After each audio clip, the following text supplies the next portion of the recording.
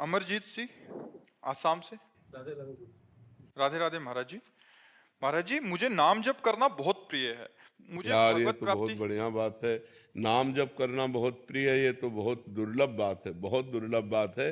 भगवान के नाम जप में प्रीति हो गई तो बता संसार को पर विजय प्राप्त कर लोगे, भगवान को अधीन कर लोगे। सुमिर पवन सुत पावन नामू, अपने बस करी राखे रामू।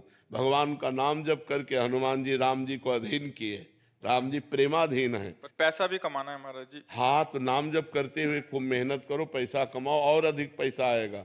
तो पहले पाप नष्ट होने दो, जहां पाप नष्ट हुआ तो धन ही धन एकत्रित होने लगेगा। नाम रूपी धन है तो फिर क्या।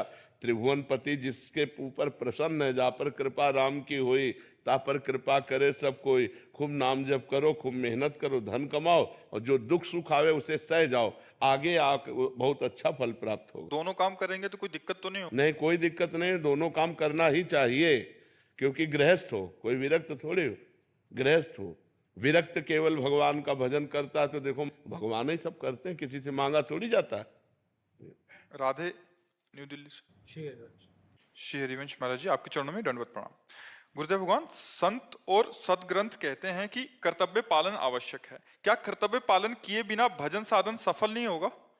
कई बार आर्थिक स्थिति या अन्य कई कष्टों के कारण घर के परिजनों के सेवा नहीं कर पाता, तो क्या मेरा भजन नाम जब व्यर्थ हो नहीं, जाएगा? भजन नाम जप ये भगवत प्राप्ति के लिए अलग क्षेत्र है और कर्तव्य पालन अलग क्षेत्र है। जो हम कर्तव्य पालन कर रहे हैं, जैसे माता पिता की सेवा है, धन कमाने का उद्योग करना है, धन कमा के लाना है, परिवार की सेवा है, ये तो मनुष्य का कर्तव्य कर्म है, अपने परिवार का पोषण करना। पर जो नाम जप करना है, भगवान का ध्यान करना है, भगवान का पूजन करना है, ये भगवत प्राप्ति के लिए महान कर्तव्य है, परम कर्तव्य है। कर्तव्य और परम कर्तव्य, धर्म और महान परम धर्म, इसमें अंतराय होता है। ये लौकिक कर्तव्य है, वो अलौकिक कर्तव्य है। भगवान का नाम जप, उसमें ये थोड़ी कि ये नहीं किया तो उसमें बाधा पड़ जाएगी। पर हमें चाहिए कि हम कर्तव्य का पालन करते हुए भजन करें, तभी आनंद आएगा। अब बूढ़े माता पिता कष्ट पा रहे हो, तुम माला लिए बैठे हो, तो ऐसा नहीं है। उनके पैर दबाओ, उनके कपड़ा धो, मेहनत करके लाओ, कमाओ और उनको खवाओ पियाओ। क्योंकि जब तुम किसी योग्य नहीं थे तब उन्होंने तुम्हें पालन पोषण किया। अब उनकी वृद्धावस्था है और तुम सोचो हम तीर्थयाटन जा रहे हैं, तीर्थों की जरूरत, उनके चरणों में तीर्थ है, उनकी सेवा करो। बूढ़े माता पिता की सेवा करना, बूढ़े परिवार के जो बुजुर्ग जन हैं उनकी सेवा करना, धर्म पूर्वक धन कमाना, ये भी तो कर्तव्य कर्म है। हाँ, इससे भी भगवान प्रसन्न होते हैं। यदि नाम जप करते हुए अपने माता पिता की सेवा की जाए और धर्म पूर्वक धन कमाकर परिवार की सेवा की जाए तो कहीं तीर्थ जाने की जरूरत नहीं, घर ही उसके लिए तीर्थ है और घर में ही उसे भगवत प्राप्ति हो जाएगी। वह नाम जप जरूर होना चाहिए, भगवान का स्मरण जरूर होना चाहिए। नकुल वर्मा जी, गाजियाबाद। राधे राधे महाराज जी। महाराज जी, मैं कुछ फल व खाना का सामान लेकर मंदिर जा रहा था कि मंदिर के पास एक कुत्ता भूखा बैठा था। तो सामग्री मंदिर में देनी चाहिए या भूखे कुत्ते को खिला देनी चाहिए महाराज? भूखे कुत्ते को देना चाहिए, भूखे कुत्ते को देना चाहिए। एक बार एक नाथ जी महाराज, महाराष्ट्र के संत हैं, गौमुख से गंगा जल ला रहे थे रामेश्वर जी चढ़ाने के लिए। और रामेश्वर पहुंचने वाले थे, बहुत से और भी साथी थे, कि एक गधा प्यास से पैर फड़फड़ा करके जवान निकाले हुए तड़प रहा था। तो बड़ा घड़ा था, तो रोका उनके साथियों ने। क्या है, रामेश्वर जी बिल्कुल नजदीक, उन्होंने कहा नहीं। वो गधे को ऐसे उठाया, पूरा गंगा जल गधे को, वो आराम से जल पी करके बैठ गया और वो लोग चले गए। और जे ही बैठा तो देखा भगवान भूत भावन शंकर उसी से प्रकट हो गए। एक नाथ जी के सामने गधे, क्योंकि सर्वत्र भगवान है ना, तो वहां से भगवान प्रकट हो गए। यदि हम मंदिर जा रहे हैं भोग लगाने और कोई कुत्ता ऐसा दिखाई दे रहा है कि भूखा बैठा है, तो हमें चाहिए कि भगवान की भावना करके कुत्ते को पवा देना चाहिए, क्योंकि भगवान कुत्ते में भी हैं। नामदेव जी ने जब कुत्ता रोटी लेके भगा तो घी का कटोरा लेके कहा कि नाथ सूखी ना खाओ, थोड़ा घी चुपरा लो, और तो उन्हीं कुत्ते में से भगवान विट्ठल प्रकट हो गए। ये तो प्रसिद्ध कथा है।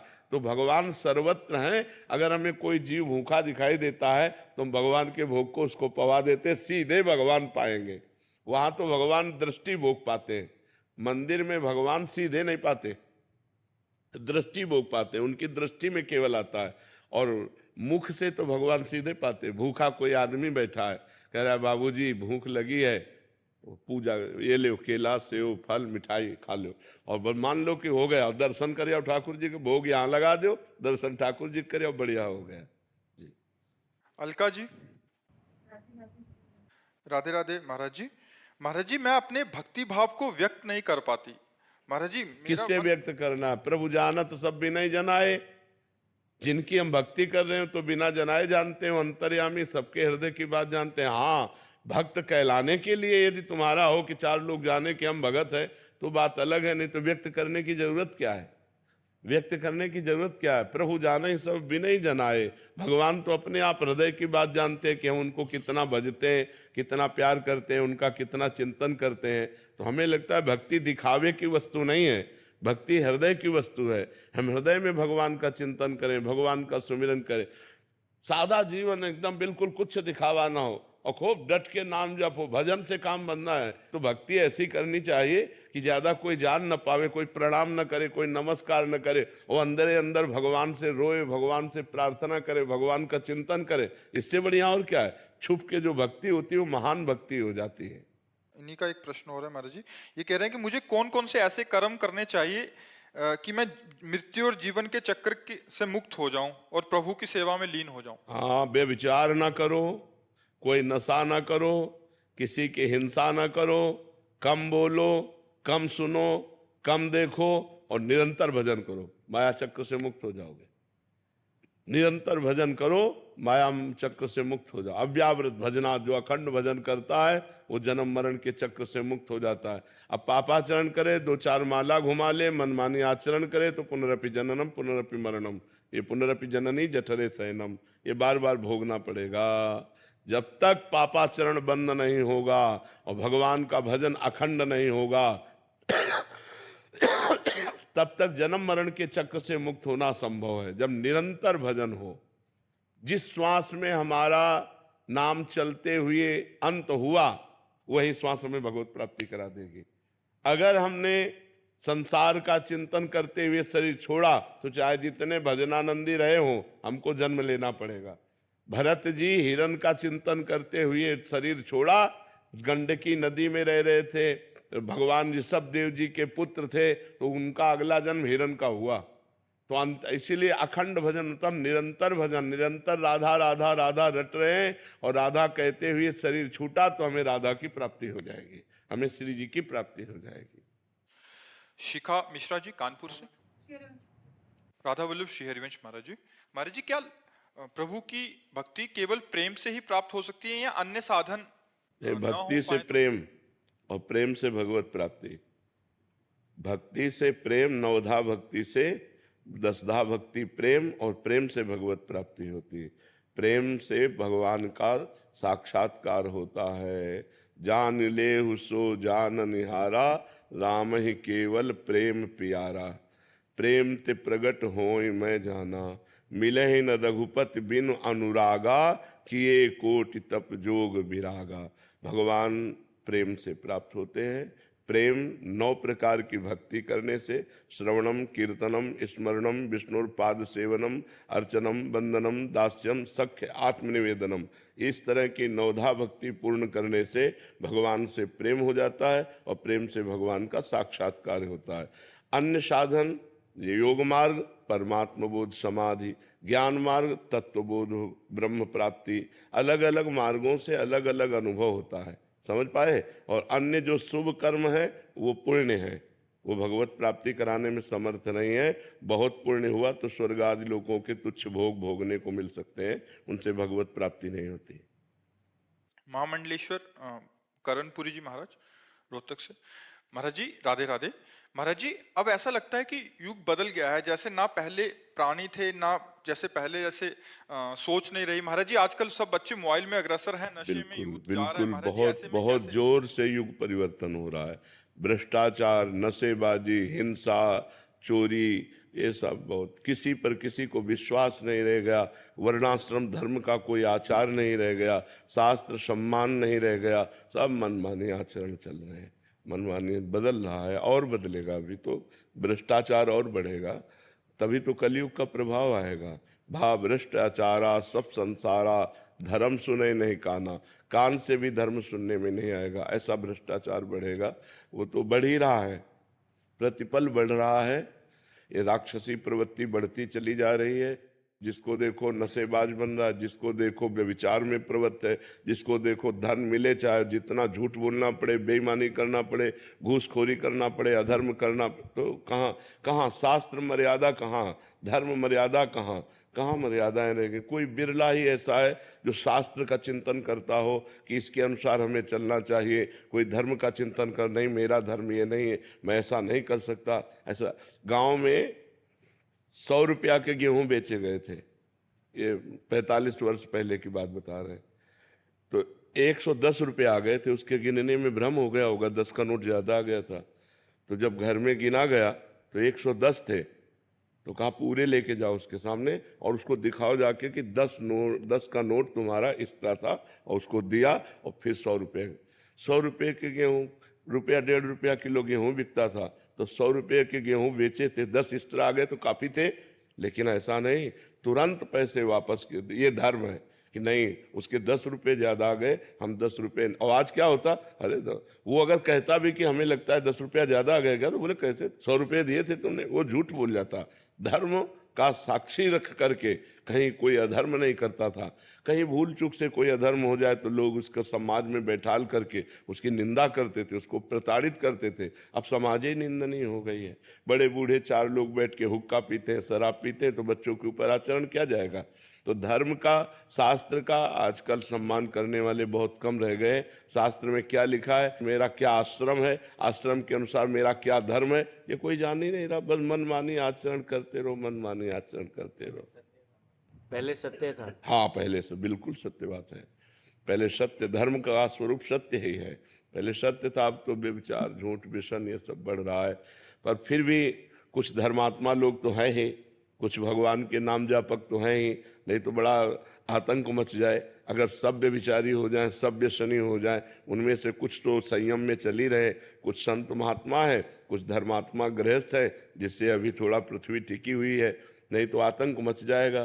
तो ये आधुनिकता अगर धर्मयुक्त नहीं है तो लोग अनुसरण करते हैं कि दूसरे देशों में देखो लोग कितने सुखी, इसे सुख कहते हैं। आग लगी तो लगते ही चली गई, भूकंप आया तो गिरते ही, बाढ़ आई तो समेटती चली। तो जल, पृथ्वी, वायु, आकाश, अग्नि, ये 5 प्रधान देवता हैं जिनसे शरीर बना हुआ है। अगर धर्म से नहीं चलोगे तो जितना पुण्य उतना भोग लो, इसके बाद तुम्हें यही जला के राख कर देंगे, यही तुम्हें नष्ट कर देंगे।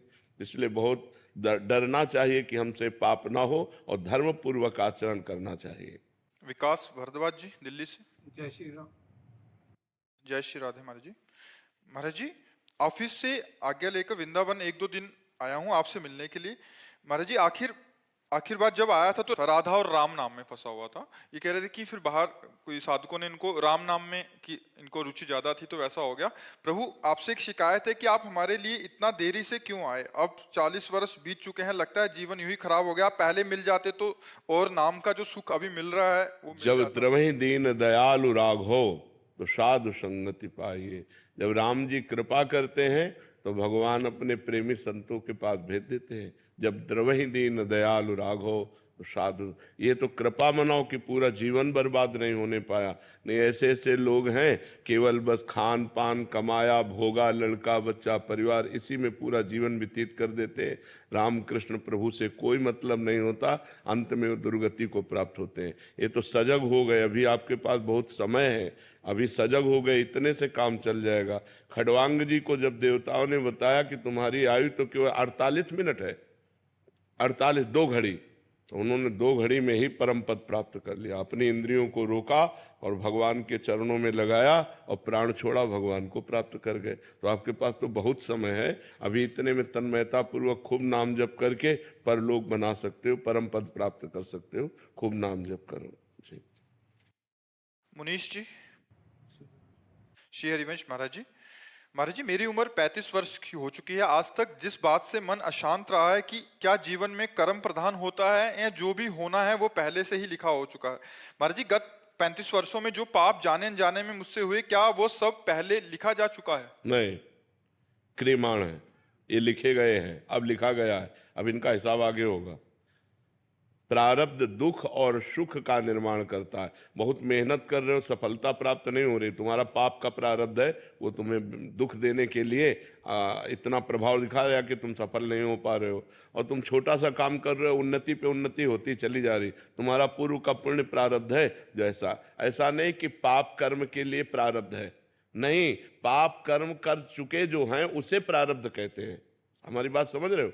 पाप कर्म जो पीछे हमसे हो चुके हैं और इस जन्म में जो उनका फल मिलना है वो प्रारब्ध फल कहा जाता है। ये तो पाप कर्म है, ये पाप कर्म है, ये नया है, ये पुराना प्रारब्ध नहीं कहा जाएगा कि प्रारब्ध से कर्म नहीं बनता।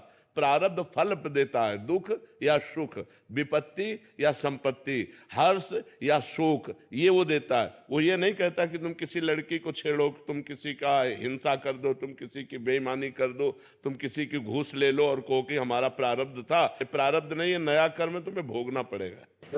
ऐसे ही किया हमारा जाति की तरह पाप हुए। तो जो पाप कर्म हुए हैं अभी तो समय है, उनका मार्जन कर लो। तीर्थों का अवगाहन करो, गंगा आदि तीर्थों का अवगाहन करो, नाम जप करो, भगवान की कथा सुनो, भगवान की शरण में हो जाओ। नाम संकीर्तनम यस्य सर्व पाप प्रणाशनम, भगवान का नाम कीर्तन समस्त पापों का नाश कर देता है। घर में आधा घंटा बैठ करके राधा राधा नाम कीर्तन करो, ध्वनि से पूरे घर में राधा नाम गूंजे तो तुम्हारा पाप भी नष्ट होगा और घर भी पवित्र होगा। ठीक है? हाँ, आज से जो पाप कर्म हैं उनको धीरे धीरे शनै शनै उनको रोको। हम आपके द्वारा नए पाप ना बने, डरो, नहीं तो नरक में भोगना पड़ेगा इन सब पापों को। केशव जी उत्तराखंड से। राधे राधे। राधे राधे महाराज जी। महाराज जी, मेरा सवाल है कि जिंदगी में कभी भी मन किसी भी गलत चीज की तरफ जाता है तो उस वक्त मन इतना हावी हो जाता है कि पता होते हुए भी कि ये गलत है, इंसान गलती कर बैठता है। महाराज जी, ऐसे में कैसे बल आए मन? नाम पता होते हुए भी हम जो सही कार्य नहीं कर पाते वो गलत कार्य कर बैठते हैं। पता है सही कार्य है, करना चाहिए, लेकिन मन निरुत्साहित रहता है। पता है गलत कार्य नहीं करना चाहिए पर मन कर लेता है, उसमें अध्यात्म बल की कमी होती है। यदि हम खूब नाम जप करें भगवान का तो हमारे अंदर ऐसा बल आ जाएगा कि जहां ब्रेक मारो बस वहीं ब्रेक मार दो। नहीं, कदापि नहीं, गलत नहीं होने देंगे। धर्मयुक्त भोग मन को देंगे, अधर्मयुक्त भोग मन को दे ही नहीं सकते। प्राण भले चले जाएं, मैं गलत नहीं कर सकता, वो निकल जाएगा। मन बहुत बलवान है, मन से बलवान भगवान का नाम है। यदि नाम जप करोगे और नाम जप एकत्रित कर लोगे अधिक नाम बल, तो फिर नाम बल के द्वारा मन को रोका जा सकता है। क्योंकि नाम जपते जपते विशुद्ध ज्ञान जागृत हो जाएगा और जब अज्ञान का नाश हो जाता है तो इन भोगों में प्रीति नहीं होती, गंदी बातों में प्रीति नहीं होती, अधर्म में प्रीति नहीं होती। एक तरफ भोग है, एक तरफ भगवान है, भगवान का नाम है, तो हमारा मन भगवान के नाम की तरफ जाएगा जब पवित्र हो जाएगा। अभी तो एक तरफ भगवान एक तरफ भोग, तो भगवान की तरफ पीठ कर लेगा और भोगों की तरफ चला जाएगा। तो हमें चाहिए कि खूब नाम जप करें और हो सके तो जैसे गीता जी है या भागवत जी है, एक अध्याय रोज स्वाध्याय करो। शास्त्रों के स्वाध्याय करने से ज्ञान बढ़ता है, नाम जप से अध्यात्म बल बढ़ता है, फिर हम रोक सकते हैं। महाराज जी, आपके चरणों में कोटि कोटि प्रणाम। महाराज जी, भोजन के प्रति मेरी लालसा कम ही नहीं हो रही, रोज नए नए व्यंजनों में मेरी रुचि बढ़ती जा रही है। हाँ, तो ये 5 ज्ञानेंद्रियां हैं और 5 कर्मेंद्रियां हैं। ये पूरे चराचर जगत को फांसे हुए, किसी को जबान फांसे हुए, किसी को जनेंद्री फांसे हुए, कोई देखने में, कोई सुनने में, कोई छूने में, कोई भोगने में। पूरा संसार इसी तो मना कष्टान इंद्रियाणी प्रकृति स्थान कर सती। 5 ज्ञानेंद्रियां और एक मन प्रकृति में सदैव लगाए हुए जीव की दुर्गति करता है। वही कोई बलवान है जो भगवान के नाम जप के प्रभाव से, शास्त्रों का स्वाध्याय करके, साधना के प्रभाव से अपनी 5 ज्ञानेंद्रियों को इन भोगों से हटा के भगवान में लगाते। भगवान में लगाने से आत्यंतिक सुख की प्राप्ति होती है, जहाँ दुख का निमेष मात्र नहीं है। आपकी खड़े खड़े खाल उतरवा दी जाए तो भी आप डिग नहीं सकते, वो आत्यंतिक सुख होता है। जो भगवान से प्राप्त होता है वो आत्यंतिक सुख प्राप्त होता है। ठाकुर हरिदास जी को 22 बाजारों में मार बेतो मार कोड़ो उनके, लेकिन हरि बोल हरि बोल। भगवान से जो आनंद प्राप्त होता है वो आत्यंतिक सुख प्राप्त होता है, वो कहीं नहीं प्राप्त होता है। वो स्वामी तुलसीदास जी कह रहे हैं, जाकी कृपा लवलेश ते मतिमंद तुलसी दास हो, पायो परम विश्राम राम समान प्रभु नाही कहूँ। ये मलमूत्रों के द्वारों में सुख है, यहाँ से खा लो, इतने भर के जाने की बात है। यहाँ से गया क्या था कोई मतलब नहीं है, वो फिर तुरंत उल्टी करके देखो तो देखने लायक नहीं रहेगा। अगर 6 घंटे पेट में रुक गया तो दुर्गंधयुक्त मल बन जाएगा। तो हमको उतना ही खाना है जितने से पेट पल जाए, और सात्विक भोजन करने। जबान के स्वाद के लिए खाओगे फंस जाओगे। जबान के स्वाद में नाना प्रकार के इंद्रियों के विलास में पूरा जगत फंसा हुआ है। अगर भगत भी इसी में फंसा है तो किस बात का भगत है। इसलिए थोड़ा सावधानी तो रखने की जरूरत है। ठाकुर जी को उत्तम उत्तम भोग लगाओ, अच्छे अच्छे पदार्थ बांट दो, रूखा सूखा खा के शरीर से खूब भजन करो, मेहनत करो, धर्म पूर्वक कमाओ, परिवार का पोषण करो, भगवान को प्राप्त हो जाओ। अब बुरे आचरणों में जाओ, जिसकी रसेंद्री बस में नहीं है उसकी कोई इंद्री बस में नहीं हो सकती। 9 इंद्रियां उसके बस में हो जाएंगी, एक इंद्री को बस में कर ले, केवल रसेंद्री को। बहुत दुष्ट है ये। खाते खाते जीवन, अरे इतना खाने लगते हैं कि मुर्गा मुर्गी बकरा गाय भैंसा सब खाने लगते हैं। नहीं, जबाने का तो स्वाद है। कितना गिरते चले गए कि राक्षस हो गए। बोलो, गाय मुर्गा कुछ भी, कितना लोग भ्रष्ट होते चले जा रहे हैं जबान के कारण। कुछ भी खा रहे हैं, कुछ भी चाट रहे हैं, कुछ भी, मतलब कुछ भी। अब उसके आगे आप विचार करके समाज में देख लो संसार का क्या है। मनुष्य जन्म देवत्व के लिए मिला है, उत्तम आनंद के लिए मिला है। 56 प्रकार के भोग ठाकुर जी को लगते हैं, एक से एक सुंदर स्वादिष्ट भोग ठाकुर जी को भोग लगाओ और उतना पाओ जितने से पेट पल जाए। शरीर को ज्यादा मोटा करने से हमारी दिनचर्या में बाधा आती है, रोग बढ़ते हैं, प्रमाद स्थिति होती है, आलस्य बढ़ता है, भोग बुद्धि बढ़ती है। शरीर को उचित अन्न दो और चर्बी मत बढ़ने दो। थोड़ा व्यायाम करो, दौड़ भाग करो, जिससे शरीर स्वस्थ रहे। मोटा होना स्वस्थ होना नहीं है। स्वस्थ होने का मतलब यथा योग्य वजन होना, यथा योग्य पेट होना, यथा योग्य आहार विहार होना। तो आपका उठना बैठना सब ठीक रहेगा। एक एक क्रिया करने में परेशान, वो कोई स्वस्थता है? स्वस्थता है कि स्वयं खड़े हो जाओ, स्वयं अपनी दिनचर्या करो। जब तक वृद्धावस्था ना आवे तब तक तुम्हारी कोई सेवा न करने पावे। ऐसे अपने शरीर को स्वस्थ रखो, तब तो खान पान उचित रहा। अब अच्छी चीज मिली, दवा खा ली, वो चर्बी बढ़ा रही, तो वो किसी काम का नहीं। महाराज जी, जैसे आपने बोला कि कुछ भी, तो महाराज जी देखा जाता है, ये महाराज जी हृदय की मलिनता है क्या? क्योंकि महाराज जी जैसे एक ऐसे पवित्र आत्मा होते हैं, जैसे कल ही आप हॉल में एक चीटा था तो आपने बोला इसको बाहर किसी का पैर पड़ जाएगा। एक हृदय ये है और एक हृदय की जिंदा को तल रहे और जिंदा को मार रहे। महाराज जी कैसे हृदय, इनके हृदय मलिन हो चुके हैं, कर्कश कठोर पत्थर हृदय के लोग हैं। इनकी दुर्गति होनी है, इनकी, हाँ, इनकी दुर्गति होनी है। वो तो बहुत निंदनीय लोग हैं। भारत जैसा परम धर्म भी दूसरे देशों का अनुकरण करने के कारण भ्रष्ट होता जा रहा है।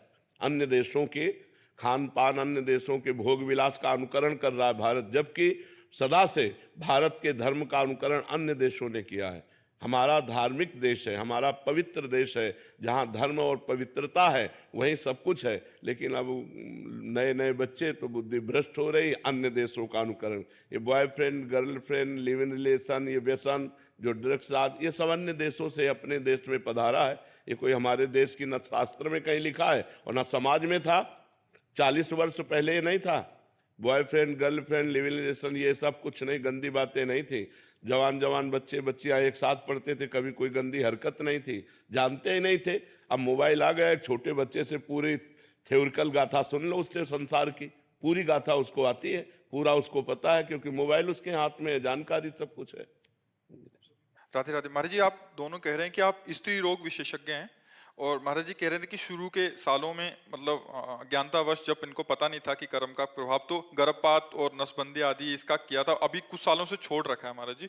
एक तो है कि पुराने, एक ने लिखा कि पुराने पाप जो हो गया उसका दोष मुझे जो लगे हैं या तो उसका प्रायश्चित कैसे, और दूसरे कह रहे हैं कि अगर हम किसी को मना कर देते हैं, वो कहीं और जाके सफाई करा लेते हैं या फिर उसको, स्त्री को या बच्चे को कुछ हो जाता है तो उसका अपराध इनको तो नहीं लगेगा? नहीं, मना कर देना ठीक है, हम तुम्हारा पाप कर्म नहीं करेंगे, ये मना। हमारा तो भारतीय कानून भी इस बात का विरोध करता है।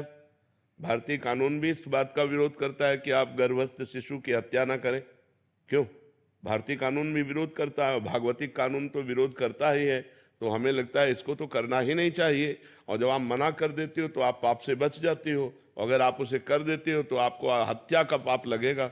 एक जीव की हत्या का पाप लगेगा और वो नरक में जाके भोगना पड़ेगा।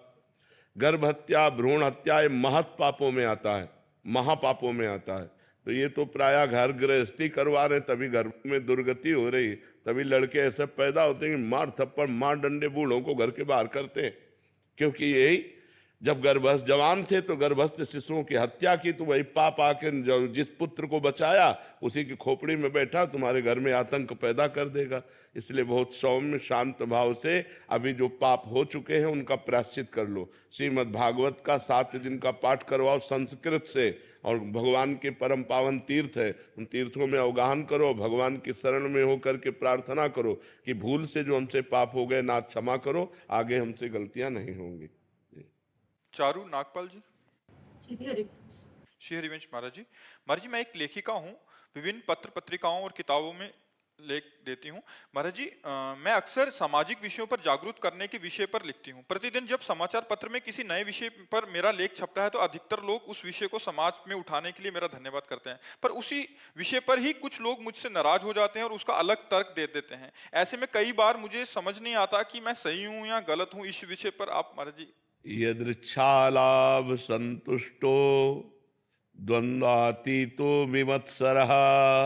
कहीं भी विजय प्राप्त करने के लिए पहले हमको क्षमता लानी पड़ेगी।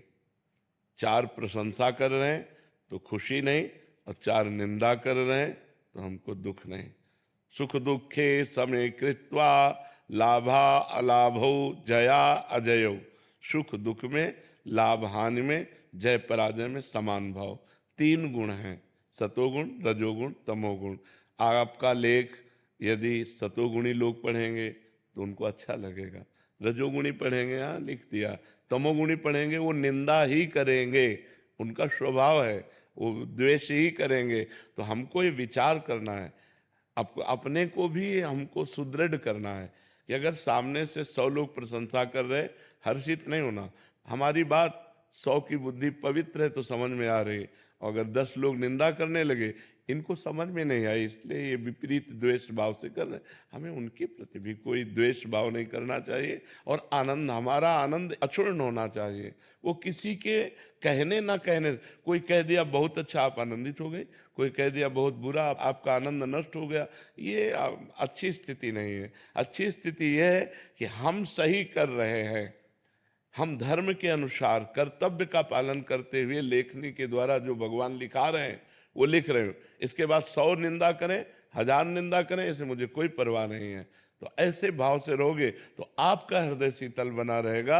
और ये प्रकृति है, इसमें सबको सपोर्ट मिलता है और सबका विरोध होता है। हमको किसी को एक को बता दो जिसका विरोध ना हुआ हो, भगवान तक का।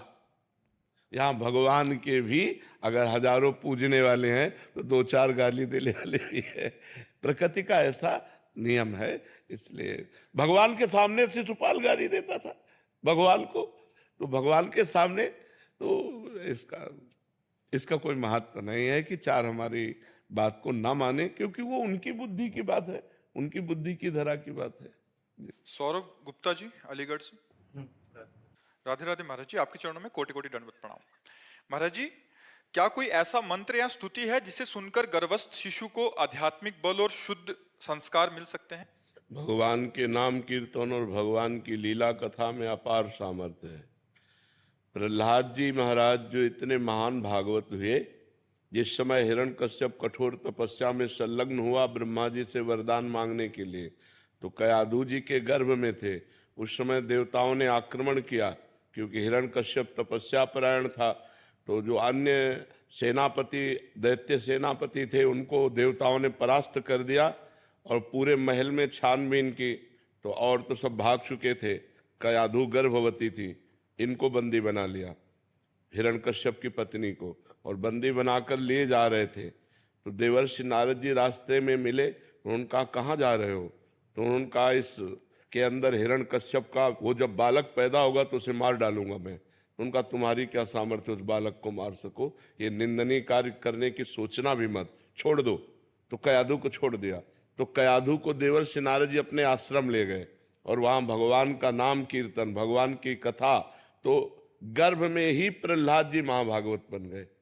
जैसे गर्भस्थ शिशु अभिमन्यु, अर्जुन जी चक्रव्यूह तोड़ने की कला गर्भस्थ शिशु को शिक्षा दी।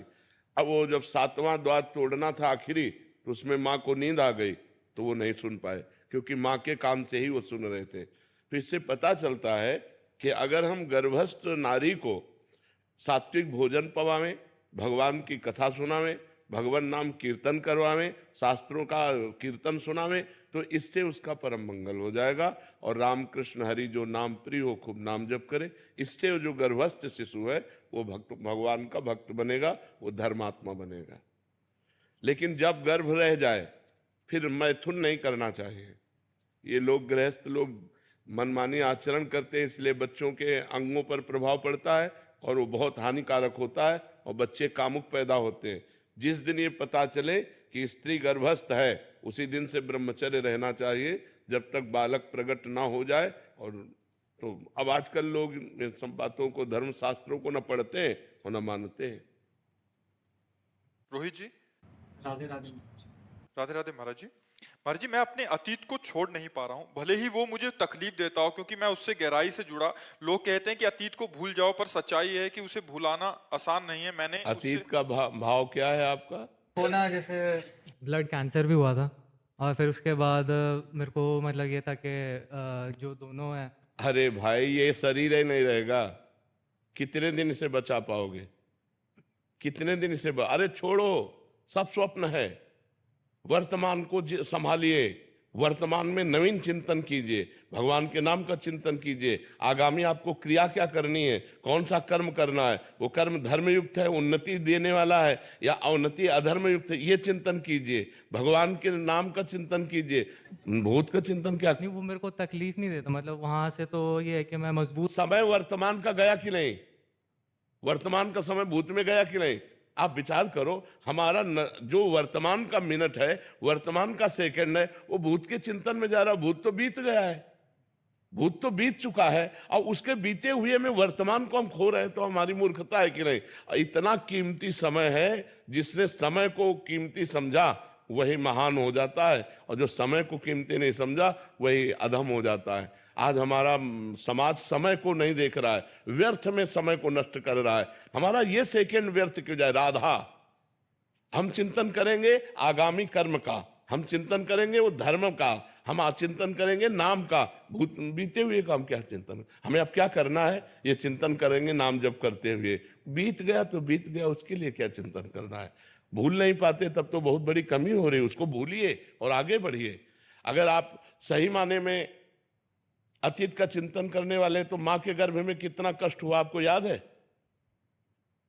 एक सेकंड का भी याद है? गया ना भूल के गर्त में, गया ना? ऐसे इसको भी डालो, भूल के गर्त में डालो। वर्तमान को नाम जप में लगाओ, वर्तमान को भविष्य में हमको क्या करना है इस चिंतन में लगो, नाम जप करो। और एक चीज और थी, जैसे मतलब वस्तु हो गई या फिर इंसान हो गया, पूरा देने के बाद ना मतलब ऐसा रहता है कि छोड़ने का मन नहीं करता। किसी वस्तु या इंसान को अपनी तरफ से पूरा दे दिया, मतलब हर उसके चाहे वो दोस्ती हो या फिर बाद में फिर उसको यहाँ सच्चाई नहीं है। यहाँ ना कोई सच्चा दोस्त है, ना यहाँ कोई सच्चा पति है, ना यहाँ कोई सच्ची पत्नी है, ना यहाँ कोई सच्चा पुत्र है। भगवान ही रोल कर रहे हैं, और सब जाएंगे यहाँ से अपने अपने समय में। अपने समय में सब जाएंगे। हमको झूठा रोल करना है, पत्नी से पति का रोल करना है, पुत्र से पिता का रोल करना है, मित्र से मित्र का रोल करना है, लेकिन किसी से कुछ रोल नहीं। कबीरा खड़ा बाजार में सबसे पूछे खैर, ना काहू से दोस्ती ना काहू से बैर। ऐसे चला जाता है व्यवहार। हम ऐसे ही करेंगे दोस्ती वाला, हाथ मिला के, लेकिन कोई दोस्त नहीं। हमारे भगवान के सिवा कोई नहीं। तब तो निपट पाओगे, नहीं तो अभी पहले उसमें बैच में कह रही थी कि हमसे उसने प्यार किया, फिर कहा कि हम ब्याह करेंगे, फिर हमारे साथ गलत संबंध किया, फिर उसने छोड़ दिया, मैं उसे भूल नहीं पाती हूँ। ऐसे शरीर के साथ में विचार करवा लिया, ऐसे गंदी बातें में उतर गई। कोई मर्यादा ही नहीं, कोई धर्म शास्त्र की आज्ञा का पालन ही नहीं, कोई गुरुजन नहीं, कोई बड़ा नहीं, किसी की आज्ञा। यही तो हो रहा है, यही हो रहा है। ये सब रुकेगा तभी जब अध्यात्म की जागृति हो जाए, विवेक की जागृति हो जाए। नाम जप करो, ठीक है? वो वस्तु भी छूटती है ना, तो ऐसा लगता है कि भाई मैं मेरा एक पार्ट। ये आप नहीं, सबको लगता है ये सब। ये मोही संसार, रागी संसार, इसमें सबको ऐसा लगता है। एक पेन से भी प्यार हो जाता है, तो हम कह रहे हैं कि ये राग वृत्ति है, राग मत करो, यहाँ सब कुछ नष्ट होगा, यहाँ सबका नाश होगा, पक्का समझो। जैसे कसाईवाड़े में हर पशु के गड़ा सा चलेगा, ऐसे यहाँ सब मरोगे, आज नहीं तो कल, कल नहीं तो परसों हमारा नंबर आने वाला है, जाना है अपने लोगों को यहाँ से। अब क्या करके जा रहे हैं ये खास बात है, जाना तो सबको है, क्या करके जा रहे? नाम भगवान का जप लो, भजन कर लो, अध्यात्मवान बनो, परोपकार कर लो, दूसरों को सुख पहुंचा लो, यही तुम्हारे साथ जाएगा, यही मनुष्यता है। और यहाँ तो देख लो हाहाकार मचा हुआ है, कैसे कैसी राक्षसी वृत्ति बढ़ती चली जा रही है। तो बिना अध्यात्म के ये पशुता, ये राक्षसी वृत्ति नहीं जाती। इसलिए सब लोग अध्यात्मवान बनो, कोई मांस मत खाओ, शराब मत पियो, पराई माताओं बहनों की तरफ गंदी दृष्टि मत रखो, जुआ मत खेलो, चाहे वो गेम में हो चाहे प्रगट में हो, और नाम जप करो, परोपकार करो, तुम्हारा जीवन मंगल में हो जाएगा।